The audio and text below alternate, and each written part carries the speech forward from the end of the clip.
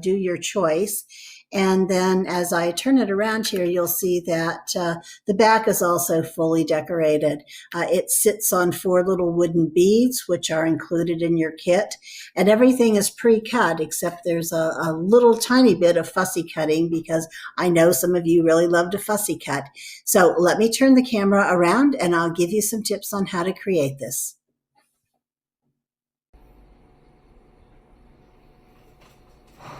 This project is made from an Altoid tin, and it's in a steampunk theme. You can see it's totally decorated on front and back and inside, and it's multi-layered. So let me show you some tips on how to put one together yourself. You have a complete Altoid tin, and all you need to do after you open it is just kind of bend the lid back on these hinges, and these are going to slip right off. Save the lid, and I often use them for my daubers to keep it close by without getting ink all over the place. And you can use your fingers to kind of bend in the little hinge here, but it's going to be covered on both sides, so you don't really need to get it exact. I use Nuvo clear drying craft glue for the entire project, and it holds up well. I've had Altoid tins that I put together years ago, and kind of check them now and again to make sure if it's still holding, and they still are.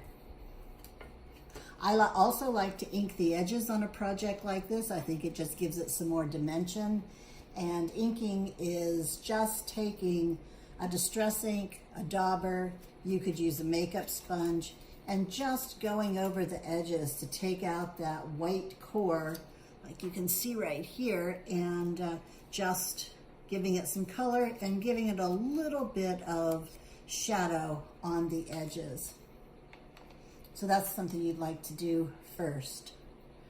I started this project from the inside out, and really just took my glue and ran the tiniest bead all the way around the inside, and then took one of the long strips, which are sized to fit right there, and ran it through my fingers so that it's going to bend and not fold as it goes in. Look and see which way you want to do the bottom, and put this in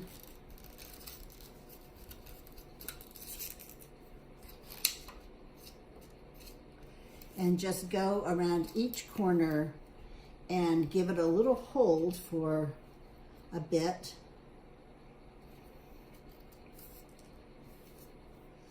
When you're putting your project together, it's also helpful if you just take something and rub it across it to make a nice secure contact with the glue and the paper. And then at the very bottom, you have the little flap, and that's going to be glued down too. So you'll put another little dab of glue right down here, and that will secure that. And this is also the bottom of your tin and your seam, and so that seam isn't going to show. The next piece that you want to put in is the background here, and this is also ink your edges and put glue. You'll notice I'm not putting the glue right at the very edge, because as you press it down, that glue is going to expand out, and you don't want it seeping out, because that would be a mess in a tiny little corner like this trying to get it out. And this fits snugly right into the back. Again, when you're making yours, take the time to smooth out your edges, get everything nice and fit down here, and you'll see that it looks like that when you're done. Now let's start building the scene.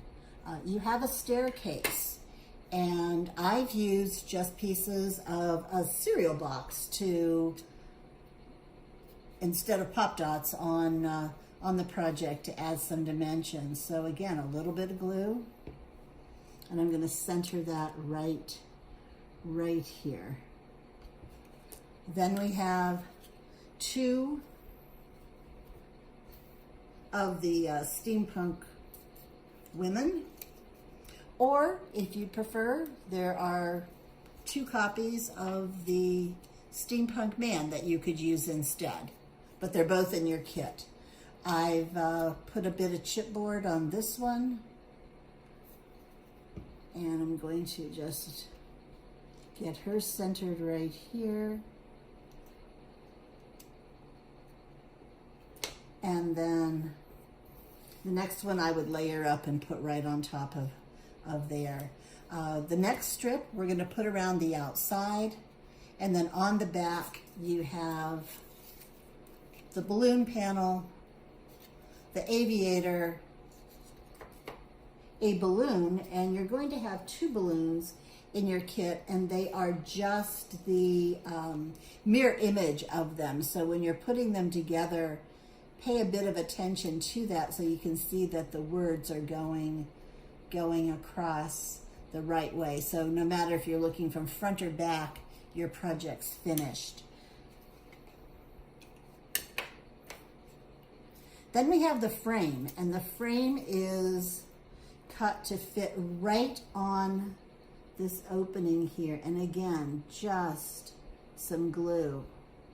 And one thing you'd want to do is keep a damp paper towel handy to kind of wipe up any smears while they're still wet. But here's your frame. And I had seen these done in other designs and had never tried to make one, but I was able to get it sized and the cutout on there, and I think it just adds a nice finished touch to that. The sample has wooden beads for the footing, and you have 5 in there, although you really just need 4. I found it very helpful to put them on a little wooden skewer as I was painting them, so they didn't go rolling all over the floor, but that's actually the reason you have 5, so you're not trying to find the one that rolled off the table and got away. So paint those, let them dry, and then really it's just, they're glued onto the bottom of your tin after you get that final strip around. You have several of these little I guess whirly hats, and they too are cut to be mirror images of each other. So you'll want to just glue them together like this. You have several in there, so you can either use them for another project, or if you actually want to just stack up multiples of them, that would give you a nice thick base. And again, ink your edges, and it just adds a nice little really thick dimension on your project. You may notice that there are some little silver bling on here, and I had a pearl pen, and I also was opening some junk mail and just used the plastic that's here, put the dots on, let it set up, and then they are very easy just to, they were very easy just to peel off and glue onto your project. So that's a hint if you don't have embellishments that match what you do, but you do have Nouveau drops or pearl pens or something like that. Just let them set up on a piece of parchment or wax paper, and you'll have your own to match whatever project you have. You have some extra pieces in your kit that were not used. You have the little box that says "Not all who wander are lost." You've got some extras of the balloons and the trains, and you can really just make this project your own, and I hope you enjoy making it, and thanks for joining.